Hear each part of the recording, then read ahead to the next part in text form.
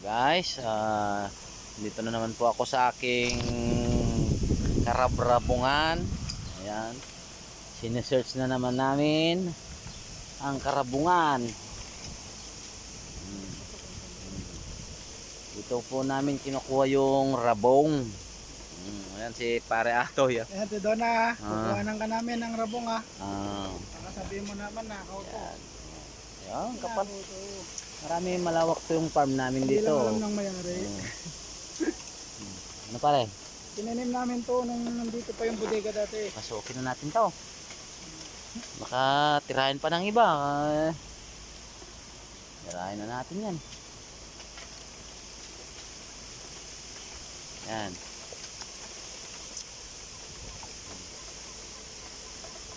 Maluwag po ang aking karabungan dito. Yan. Gustong mag-order ng rabong, dito lang. PM lang at saka Gcash. Okay na yun. Yung bayad. Sige guys, at papasukin ko muna tong karabungan ko para may magulay na naman mamaya. Pare, pasok na. PM lang. Ayoy. Kaya na lang natin yung dalawa. Yung dalawa po ay nandun na sa loob, masukal. Kasalukuyang ginilingkit ng sawa. Nakikipaglaban sa mga sawa yung dalawang yon. Kami, wala kaming itak, kaya dito na lang maghintay. Madisgrasya pa.